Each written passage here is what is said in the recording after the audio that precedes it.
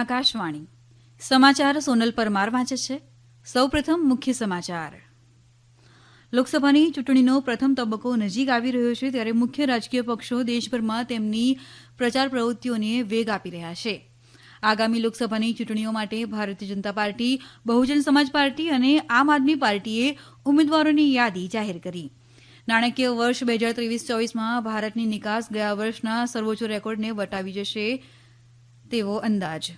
આજે શ્રીનગરની ઝેલમ નદીમાં એક બોટ પલટી જવાથી 4 લોકોના મોત. બાંગ્લાદેશમાં માર્ગ અકસ્માતમાં 13 લોકો મૃત્યુ પામ્યા. અને આઈપીએલ ક્રિકેટમાં આજે કોલકાતા નાઇટ રાઇડર્સ અને રાજસ્થાન રોયલ્સનો મુકાબલો કોલકાતાના ઈડન ગાર્ડન્સ ખાતે થશે. સમાચાર વિગતવાર. લોકસભાની ચૂંટણીનો પ્રથમ તબક્કો નજીક આવી રહ્યો છે ત્યારે મુખ્ય રાજકીય પક્ષો દેશભરમાં તેમની પ્રચાર પ્રવૃત્તિઓને વેગ આપી રહ્યા છે. બિહારના ગયાના ગાંધી મેદાનમાં આજે સવારે એક જનસભાને સંબોધતા પ્રધાનમંત્રી અને ભાજપના વરિષ્ઠ નેતા નરેન્દ્ર મોદીએ કહ્યું છે કે કોંગ્રેસ અને તેના સહયોગી દળો પોતાના રાજકીય લાભ માટે બંધારણનો ઉપયોગ હથિયાર તરીકે કરવાનો પ્રયાસ કરી રહ્યા છે. તેમણે ખાતરી આપી હતી કે બંધારણને કોઈ બદલી શકે નહીં.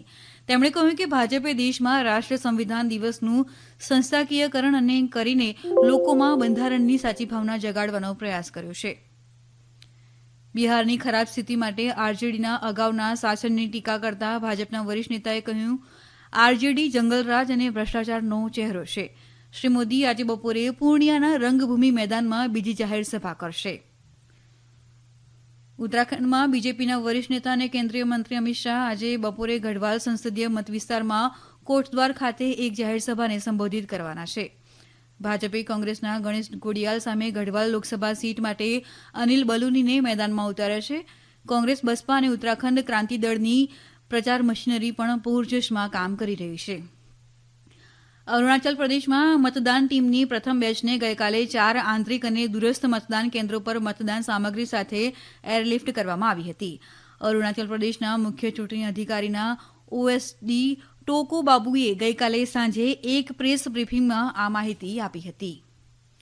શ્રી બાબુએ જણાવ્યું હતું કે બાકીના મતદાન મથકો માટે જ્યાં પગપાળા કૂચની જરૂર પડશે મતદાન ટીમો 17 એપ્રિલે જિલ્લા મથકેથી તેમના સંબંધિત મતદાન મથકો માટે રવાના થશે. અરુણાચલ પ્રદેશમાં 19 એપ્રિલના રોજ એક જ તબક્કામાં લોકસભા અને વિધાનસભાની ચૂંટણીઓ યોજાવાની છે.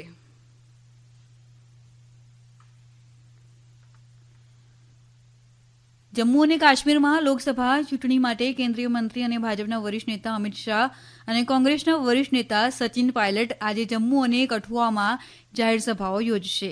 અમારા સંવાદદાતાએ અહેવાલ આપ્યો છે કે શ્રી શાહ પલોરા પાસેના મનહાસ બિરાદરી ગ્રાઉન્ડમાં જાહેર સભાને સંબોધશે, જ્યારે શ્રી પાયલટ કઠુઆમાં જાહેર સભાને સંબોધશે. પ્રચારનો પ્રથમ તબક્કો પૂરો થતાં ઉધમપુર અને જમ્મુ જેવા મતવિસ્તારોમાં આ રેલીઓનું વિશેષ મહત્વ છે. ઉધમપુરમાં કેન્દ્રીય મંત્રી જીતેન્દ્રસિંહ અને કોંગ્રેસના ચૌધરીલાલસિંહ વચ્ચે મુકાબલો છે. ભાજપના વરિષ્ઠ નેતા સંરક્ષણ મંત્રી રાજનાથસિંહ આજે તમિલનાડુમાં એક જાહેર રેલીને સંબોધશે. તેઓ રાજ્યના કૃષ્ણાગીરી અને તિરુવન્નામલાઈમાં રોડ શો પણ કરશે. ભાજપે આજે આગામી લોકસભા ચૂંટણી, ઓડિશા વિધાનસભા ચૂંટણી અને તેલંગાણા અને ઉત્તર પ્રદેશ વિધાનસભાની પેટા ચૂંટણી માટે ઉમેદવારોની યાદી જાહેર કરી છે. ભાજપે ઓડિશા વિધાનસભા ચૂંટણી માટે 21 ઉમેદવારોના નામ જાહેર કર્યા. દિલીપરેને રાઉરકેલાથી ટિકિટ આપવામાં આવી છે, જ્યારે સંજલી મુર્મુ બાંગરીપોશીથી, નરસિંહ બત્રા ઝરીગામથી અને અમરેન્દ્ર દાસ જગતસિંહપુરથી ચૂંટણી લડશે. ભાજપે મહારાષ્ટ્ર, પંજાબ, ઉત્તર પ્રદેશ અને પશ્ચિમ બંગાળની લોકસભા બેઠકો માટે 7 ઉમેદવારોની યાદી જાહેર કરી છે. મહારાષ્ટ્રમાં સતારા લોકસભા બેઠક પરથી છત્રપતિ ઉદયનરાજે ભોંસલેને ટિકિટ આપવામાં આવી છે. પંજાબમાં પરમપાલ કૌર સિદ્ધુને ભટિંડા અને અનિતા સોમપ્રકાશને હોશિયારપુર લોકસભા બેઠક પરથી મેદાનમાં ઉતારવામાં આવ્યા છે. ઠાકુર વિશ્વદીપસિંહને ફિરોઝાબાદથી અને શશાંકમણી ત્રિપાઠીને ઉત્તર પ્રદેશના દેવરિયાથી ટિકિટ આપવામાં આવી છે. પશ્ચિમ બંગાળની ડાયમંડ હાર્બર લોકસભા બેઠક પરથી અભિજીત દાસને મેદાનમાં ઉતારવામાં આવ્યા છે. દરમિયાન ભાજપે તેલંગાણા અને ઉત્તર પ્રદેશની પેટા ચૂંટણી માટે 5 ઉમેદવારોની યાદી પણ બહાર પાડી છે. ડોક્ટર TN વંશ તિલકને સિકંદરાબાદ કેન્ટથી ટિકિટ આપવામાં આવી છે. આ સમાચાર આપ આકાશવાણી પરથી સાંભળી રહ્યા છો. પંજાબમાં આગામી લોકસભા ચૂંટણી માટે આમ આદમી પાર્ટીએ 4 ઉમેદવારોની યાદી જાહેર કરી છે.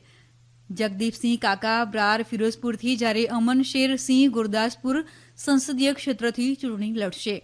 પક્ષે જલંધરથી પવનકુમાર ટીનુ અને લુધિયાણા સંસદીય ક્ષેત્રમાંથી અશોક પરાસર પપ્પીને મેદાનમાં ઉતાર્યા છે. બહુજન સમાજ પાર્ટી BSPએ આગામી લોકસભા ચૂંટણી માટે વધુ 11 ઉમેદવારોના નામ જાહેર કર્યા છે. પ્રધાનમંત્રી અને ભાજપના ઉમેદવાર નરેન્દ્ર મોદી સામે વારાણસીથી બસપાના ઉમેદવાર અથર જમાલ લારીને મેદાનમાં ઉતારવામાં આવ્યા છે. આ દરમિયાન પાર્ટીએ મેનપુરી લોકસભા સીટ પરથી પોતાનો ઉમેદવાર બદલીને શિવપ્રસાદ યાદવને ટિકિટ આપી છે. વાણિજ્ય અને ઉદ્યોગ મંત્રાલયનો અંદાજ છે કે નાણાકીય વર્ષ 2023-24માં ભારતનો એકંદર નિકાસ કારોબાર ગયા વર્ષના સર્વોચ્ચ રેકોર્ડને વટાવી જશે અને $776.68 અબજ પાર કરે તેવી શક્યતા છે. મંત્રાલયે કહ્યું છે કે નાણાકીય વર્ષ 2022-23માં દેશની નિકાસનો આંકડો $776.40 અબજ હતો. એવું પણ કહેવામાં આવ્યું છે કે 2023-24માં આયાતનો આંકડો $854.80 બિલિયન હોવાનો અંદાજ છે. પાછલા નાણાકીય વર્ષની તુલનામાં તે -4.81%ની નકારાત્મક વૃદ્ધિ દર્શાવે છે. વધુમાં જણાવ્યું છે કે સમગ્ર વેપાર ખાધની સ્થિતિમાં નોંધપાત્ર સુધારો થઈ શકે છે અને તે 35.77% સુધી પહોંચી શકે છે. નાણાકીય વર્ષ 2022-23માં વેપાર ખાધ $121.62 અબજ હતી, જ્યારે 2023-24માં આ આંકડો $78.12 અબજ રહેવાની શક્યતા છે.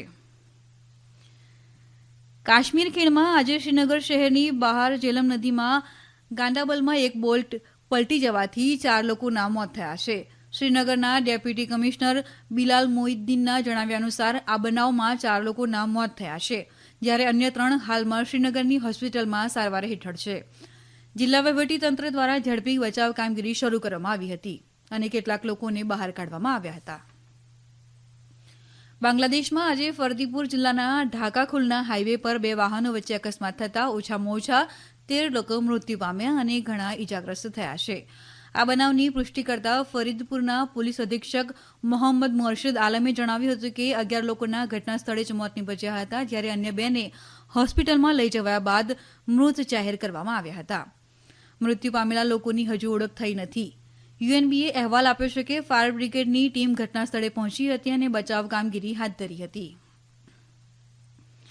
IPL ક્રિકેટમાં આજે કોલકાતા નાઇટ રાઇડર્સ અને રાજસ્થાન રોયલ્સનો મુકાબલો કોલકાતાના ઈડન ગાર્ડન્સ ખાતે થશે. મેચ આજે સાંજે 7:30 વાગે શરૂ થશે. ગઈકાલે રમાયેલી મેચમાં સનરાઇઝર્સ હૈદરાબાદે બેંગલુરુના M ચિન્નાસ્વામી સ્ટેડિયમમાં રોયલ ચેલેન્જર્સ બેંગલુરુને 25 રનથી હરાવ્યું છે. 288 રનના લક્ષ્યાંકનો પીછો કરવા ઉતરેલી બેંગલુરુની ટીમે નિર્ધારિત 20 ઓવરમાં 7 વિકેટ ગુમાવીને 262 રન બનાવ્યા હતા. આસામમાં અરુણાચલ પ્રદેશની સરહદે માર્ગેરીતાના નામદાંગ વિસ્તારમાં અજાણ્યા શખ્સોએ આસામ રાઇફલ્સના વાહન પર હુમલો કર્યો. આસામ રાઇફલ્સના 2 જવાન ઇજાગ્રસ્ત થયા છે અને તેમને સારવાર માટે એરલિફ્ટ કરવામાં આવ્યા છે. આ હુમલામાં NSCN આતંકવાદીઓ સામેલ હોવાની આશંકા છે. આસામ રાઇફલ્સની ટીમે પણ જવાબી કાર્યવાહી કરી છે, પરંતુ ઇજા કે જાનહાની વિગતો હજુ સુધી જાણી શકાઈ નથી અને વરિષ્ઠ પોલીસ અધિકારીઓ ઘટના સ્થળે પહોંચી ગયા છે. અંતમાં મુખ્ય સમાચાર ફરી એકવાર. લોકસભાની ચૂંટણીનો પ્રથમ તબક્કો નજીક આવી રહ્યો છે, ત્યારે મુખ્ય રાજકીય પક્ષો દેશભરમાં તેમની પ્રચાર પ્રવૃત્તિઓને વેગ આપી રહ્યા છે. આગામી લોકસભાની ચૂંટણીઓ માટે ભારતીય જનતા પાર્ટી, બહુજન સમાજ પાર્ટી અને આમ આદમી પાર્ટીએ ઉમેદવારોની યાદી જાહેર કરી. નાણાકીય વર્ષ 2023-24માં ભારતની નિકાસ ગયા વર્ષના સર્વોચ્ચ રેકોર્ડને વટાવી જશે તેવો અંદાજ. આજે શ્રીનગરની જેલમ નદીમાં એક બોટ પલટી જવાથી 4 લોકોના મોત. બાંગ્લાદેશમાં માર્ગ અકસ્માતમાં 13 લોકો મૃત્યુ પામ્યા. અને IPL ક્રિકેટમાં આજે કોલકાતા નાઇટ રાઇડર્સ અને રાજસ્થાન રોયલ્સનો મુકાબલો કોલકાતાના ઈડન ગાર્ડન્સ ખાતે થશે. આકાશવાણી પરથી સમાચાર પૂરા થયા.